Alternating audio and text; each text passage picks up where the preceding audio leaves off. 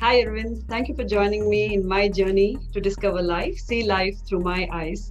I'm super happy to be talking to you today. And even before we get into the conversation, I'd love to hear what it feels like to be the grandson of one of the legendary actor, late Narasimharaju, and nephew of senior actress Sudha Narasimharaju.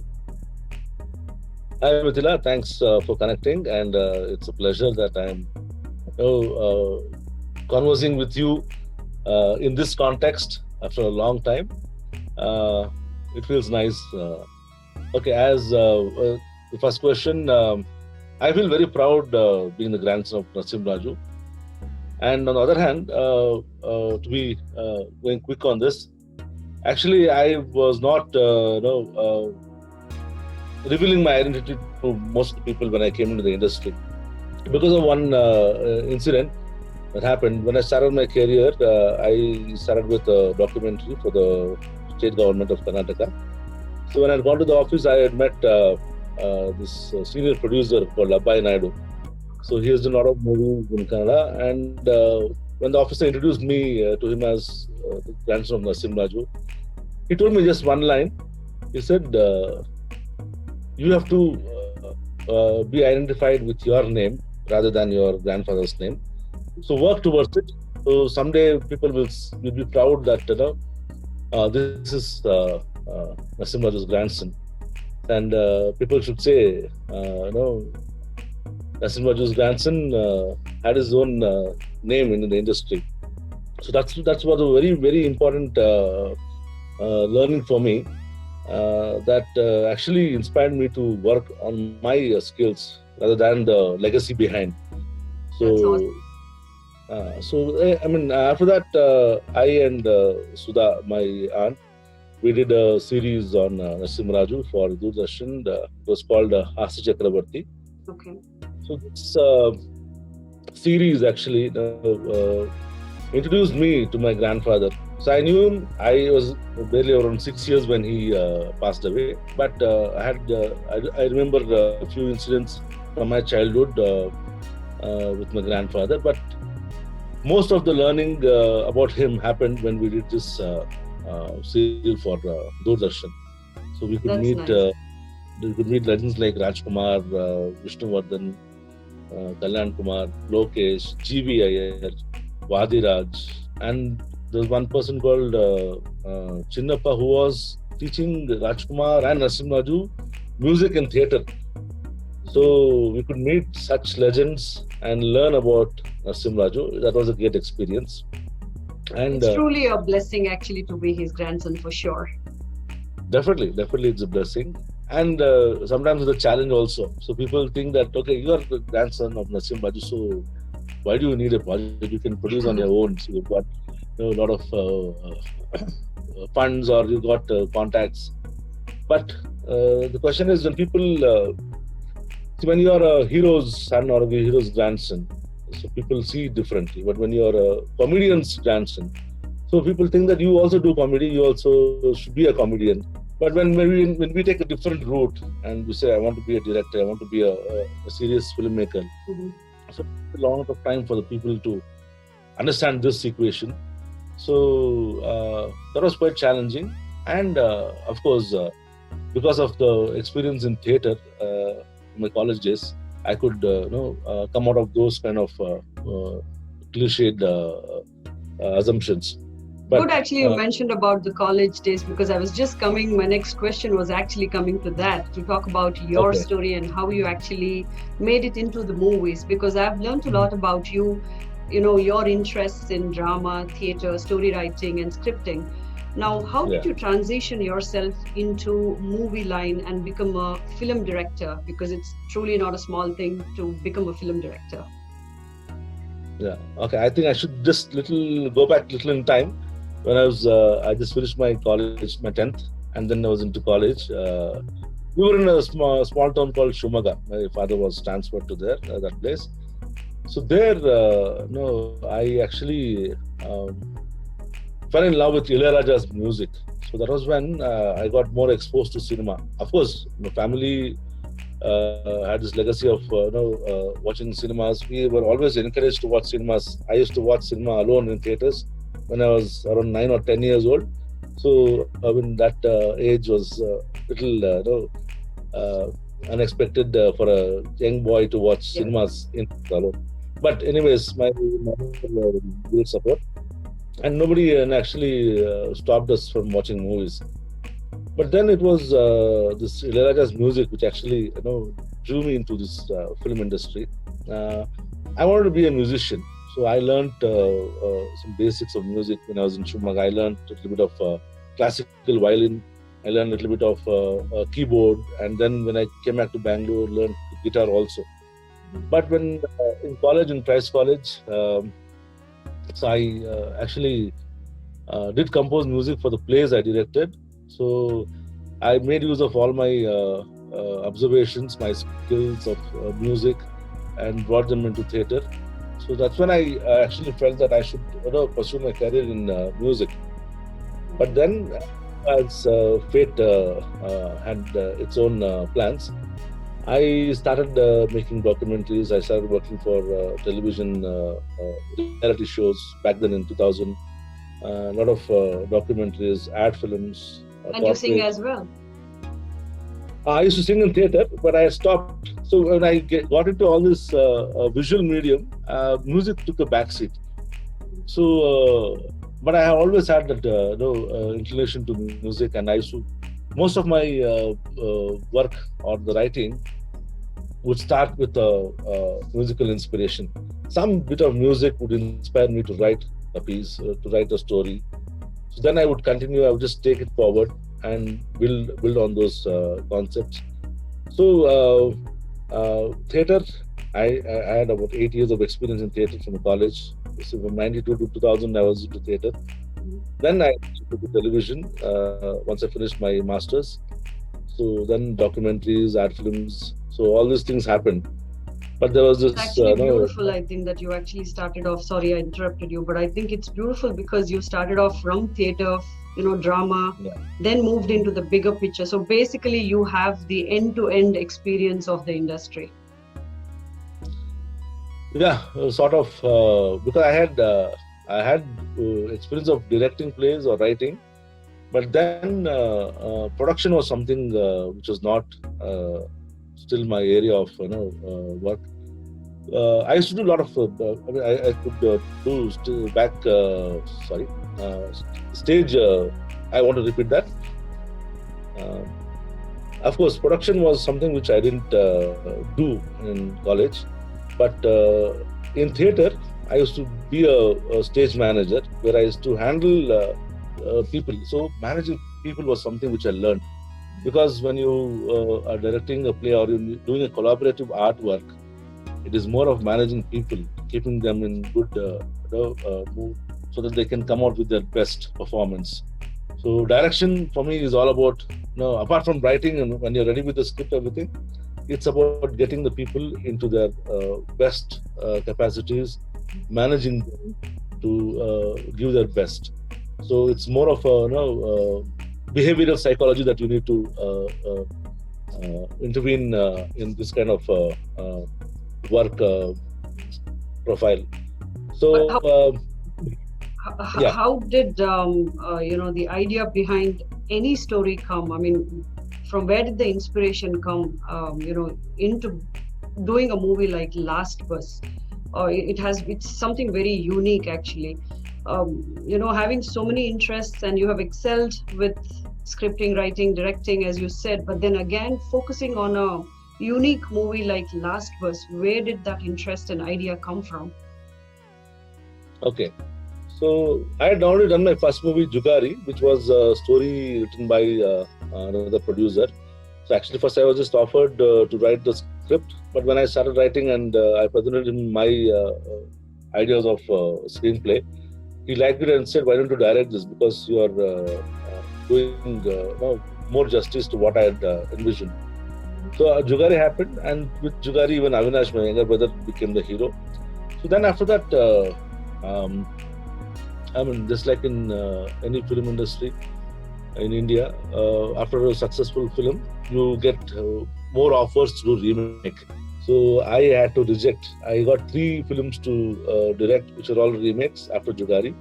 But then I was writing a lot of stories. Last bus, the concept happened just over a discussion with a few of my colleagues. So in that time, so during 2014, there were a lot of horror movies across the globe which were being commercially successful. And we started discussing like why people want to watch horror movies, why such a big success is happening. So what we realized was people like to be frightened. They want to be feared. They want to be afraid. They want to celebrate fear. So with that idea in mind, we thought we should do something in horror. But then the conditions were that nothing of the regular horror film should be there in this movie. No cliches, and we don't want to show any of the ghosts or spirits in their whatever visual form. So we should only feel their presence. So that was the central idea. So keeping that idea in mind, so we worked on the script, and that's how it could come out in a very different way. The outcome was great, and people actually discussed Last Bus one as a horror movie, then also as a psychological thriller, because it was more on hallucinations, and it was more of people's imagination that something could have happened, in the weak moment. So that's how Last Bus was born. And with Last Bus, my suppressed or more feeling of becoming a music director actually became a reality. So I started composing music with Last Bus, and since then I've done about 9 movies now. Wow. Yeah. But did you never want to get into acting yourself? Acting? No, I did act in college. So I got very, very good reviews that they didn't want me to see on stage again. So I respect that reviews of audience. But then I did a couple of movies for friends. There was a movie which Amsaleka sir produced. I was working with him for 2 years as the HOD of the cinema department in this college. So they had a production, in-house production. So I did a police inspector's character. Yeah, that's it. I got a lot of offers actually to do similar kind of roles, like commissioner or a underworld don. But I didn't want to shift focus because I wanted to do music, want to write and direct, and also do production. So when I get into acting, it's a totally different zone. So I didn't want to have clashes of my ideas. So I'm sticking to just writing and directing, composing. Yeah. But Arvind, directing part of it, I'd like to hear more about the directing aspect of it. There are so many people who are wanting to be movie directors, and it's a struggle actually. So could you just say the good part of being a director and the tough part of directing a movie, so one can learn from your experience? Okay, the good part is you have a lot of ideas that is actually jamming in your mind, and you want to convey that, and a story and some emotions that you want to share with people, with a lot of people, and you want to convey a message. This is the best medium, film, because it reaches in a very simple way to a larger audience.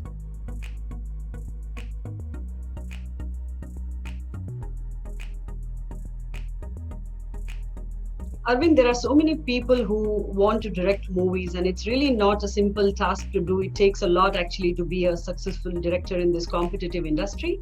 So, since you have been one successful director, we'd like to hear your experience on directing a movie. What's the best part about it, and what's the tough part about directing a movie? Okay, I wouldn't say a successful director, because success is something which is destination. I mean, it's a journey. There could be good movies, there could be bad movies. Every director does. People might accept or might not accept. But it again depends on what kind of movies each director does actually. So, coming to your question, the good part is that you get to share your ideas, your thoughts, your stories, your emotions with a larger audience when you do a movie. And it's a very beautiful process that when you have an idea, you because film is a collaborative art, so you need a lot of other like-minded souls. So you get to interact with people, and when you share an idea, there are others who come out with equally interesting concepts, and then there are some kind of situations where you're not able to decide like what I said was right or what the other person is saying was right. So you come to an understanding, and that process is very interesting when you actually start writing a story for cinema. Then, apart from that, then the production, all those things are something which we love. I mean, as directors, we love that process. For people who watch from outside, they think these guys are crazy. I don't know what they're doing, but until we see the end result, Right. so that is the best part of being a director. That your small idea now is reaching out to people on big screen or on the small screen these days on the OTTs, and reaching across the globe. So you are sitting in your place in somewhere in Bangalore, and you're reaching out to people across the globe. So that is something very exciting. And I don't know, the bad part or the difficult part of being a director is to always the struggle is there when you have an idea to get a good producer, or if you produce it and then you need to have a big star, if you need to reach out to bigger people. So all these things are very common. See, when you have a story, any big director or any successful director will have a lot of stories which are not been successful. Okay, so out of 10 might be 1 or 2 has come out, and people would have seen that and said, "Oh, wonderful, he's a successful director." But there were 8 other things that happened behind which nobody would know. So these are the plus and positives and the negatives of this industry. So only what you see, you can only gauge on that. True. But how do you keep with the competition out there, Aravind? Because there are so many, people each day wanting to do different movies, and everybody wants to be different. Everybody wants to get hits. So how do you cope up with the competition, and how do you keep yourself together and keep going? Yeah, these days the competition is even more with a lot of other online streaming portals that are coming in, and people are exploring different subjects, okay, and different concepts which are only limited to certain kind of film festivals. Now with the OTTs, you have more options of expressing your ideas in a bigger way, and there is no curb on freedom of expression. And these youngsters today are actually exposed to world cinema, to cinema from cinema and web series from different parts of the globe, and they're thinking beyond the regular cliches. So with these kind of new talents coming in, it's always a competition, and it's fun because I always work with youngsters, and I start enjoying their company because they share a lot of energy, a lot of ideas, and that is how I keep myself updated. And I watch the new programs that's coming on the portals on internet, and I listen to a lot of music, new age music. So I get myself updated day in and day out. That's the only way to stay connected. But having said all these things, if you have a good story, if you have something interesting to tell people, I think that is going to be there for a long time. And you don't have to worry about much competition, because the emotion what you want to share, the story what you want to share is going to be very unique. It's going to be something that I created or the director has created. So that way, I don't see much worry there, because it's something that's coming from inside, which is always unique. So it's a combination of the inner strength and also to be exposed to the new dimensions that's happening outside. So you Right. always have to walk along with these two kind of identities. True. Now, personally, I wanted to find out what is it that you like more? Like, what kind of movies do you like more? Thriller, entertainment, documentary, art, or movie with a message? What is it that you personally like more? I don't have any particular genres, but anything that is engaging and entertaining and that can hook me till the end. So I would like to do those things because in all my three movies and the program that I've done till now, I have not repeated any of the genres. Jugari was a dramatic thriller. Last Bus was a psychological mystery, and Mataash was a musical comedy. And consciously, I had made a decision that I don't repeat any of the styles of my movie in my next project. So that's how I always, when I start a movie, I start like a newcomer. I'm always novice in this industry, and I learn through the script. So for me, this kind of constant updation is very much needed, and that's how I keep myself attached to this. And so any stories that can be reached to people, which I feel connected with, that's going to be the genre I select. So No, I actually, mean, one thing I liked what you said, about you saying no to, dubbing a movie or, copying a movie from whether it is national or international level. So that is something really, not everybody says no to. It's because it's easy to literally take the script and story from already made movie. But whether you are a newcomer or already established person, for one to say no, it's something. So that's something that we must appreciate, that you always never went or took the easy path. yeah, when um, I would say it's not wrong to do remakes. It's a personal choice, and because when you do a remake or when any director does a remake movie, that entire process has to be done. So they do put in their creativity. But I wanted to always create something of my own. See, stories are as old as the mountains, so it'll be the same. But then how you present it, what you want to say, and how uniquely you want to identify yourself. So those things always, theater taught me that. So try to be as original as possible so that people will identify you as a unique filmmaker.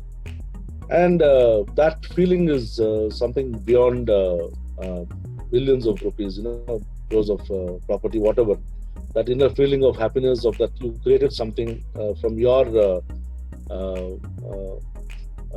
whatever, a sense of understanding from your creativity. So that actually lives in the memory, in people's memory, and in history forever.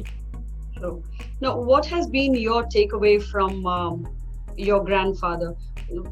Just one thing that is really a strong motivation that you took from him. Um, I would say, see, he was not a person who would be just, attracted with his looks. So people used to see him enjoy the inner beauty, and then they start loving him. So more than the exterior or the materialistic outlook, it is that inner strength which made Narasimharaju reach out to people. They started loving him. They didn't say Simbu in a plural way. They didn't call him with honoring him with words. No, they started loving him because of his strength, because of his inner strength to connect with people and to tell stories emotionally, emotional stories that could reach people with his comical timing, with his sense of humor. So that is one thing I actually observed I take that virtue from my grandfather to build the inner beauty, that is the creativity, or to connect with people with emotions. So, and of course, as people know across India, that was a very good comedian. The comic timing, that was something which was very, very original of Narasimharaju. So that originality of any person is what I actually picked from my grandfather. Very So he true. was not a Actually, till copy. today, very true. Because till today, there has been nobody who can, imitate, Narasimharaju or act like him or copy him or even replace him. Absolutely nobody in the entire country, and that's something truly unique and one of his kind. Now, Now, coming to, what do you feel? Because you're also related to Narasimharaju, and your father was a very good actor.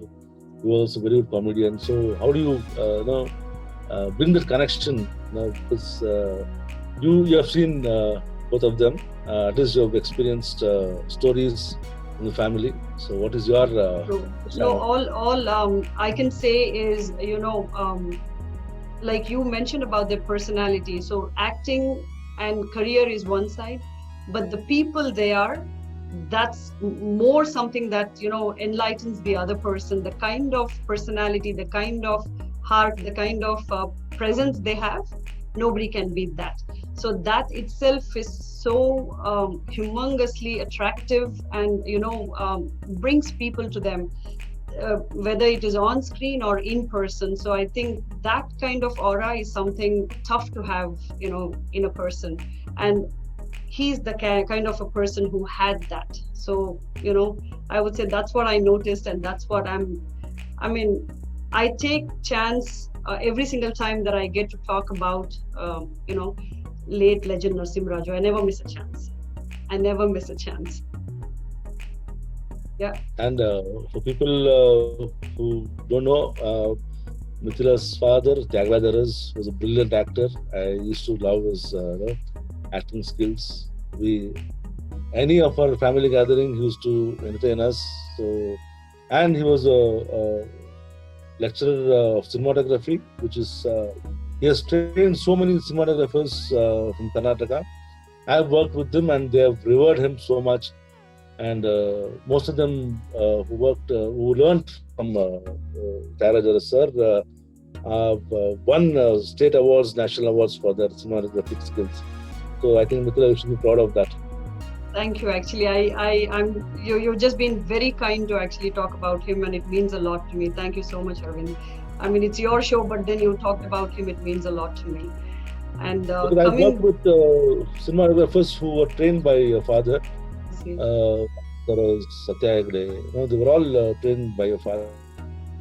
I see. Nice to know. And good to know. All set about me. Yeah. Awesome. Okay.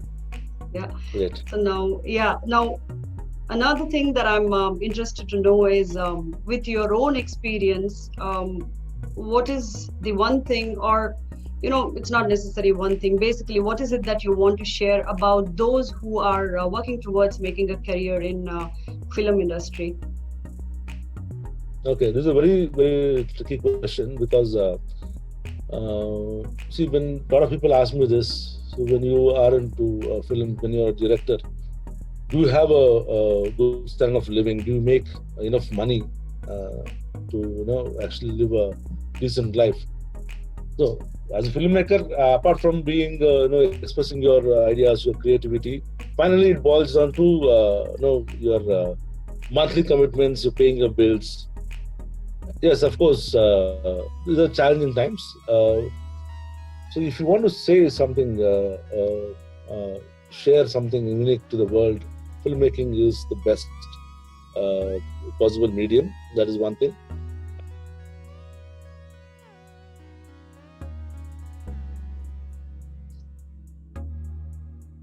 Aravind, so what would you like to share about your experience that might help the upcoming students or artists who are trying to make a career in film industry as a director or as a scripter, editor? What would you have to say for them? Yeah, first I would say most welcome to this field because uh, this is something which is blessed to be a director or a writer because you're creating something on a blank paper, on something which is you don't even know what's happening. You are traveling in time actually when you're writing or when you're directing. Um, to make a career out of films these days, there are a lot of scope and when you ask this question, always most of the filmmakers, young filmmakers who ask me this, the idea behind the thing will be that whether they are going to make enough money to sustain their life, to make a decent living. Of course, there will definitely be challenging times. Not that you make a first movie and you become a millionaire. So this is a continuous process. So it depends on when you get involved in many aspects of filmmaking. You become a writer and you keep writing for many filmmakers, many directors. So you still make a living there, or you have now these days you have scope to do short films. You have all the opportunities to do web series, to work with platforms, to work in channels, and you have YouTube where you can make your films and release there and still make a decent earning out of it.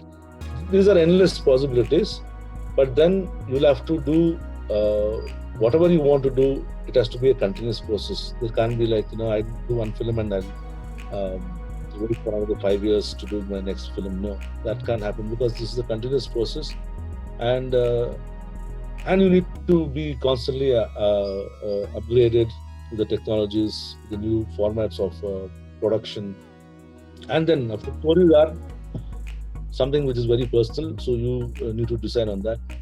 So it's very positive in the present scenario, but with the COVID, it's a no not a major issue.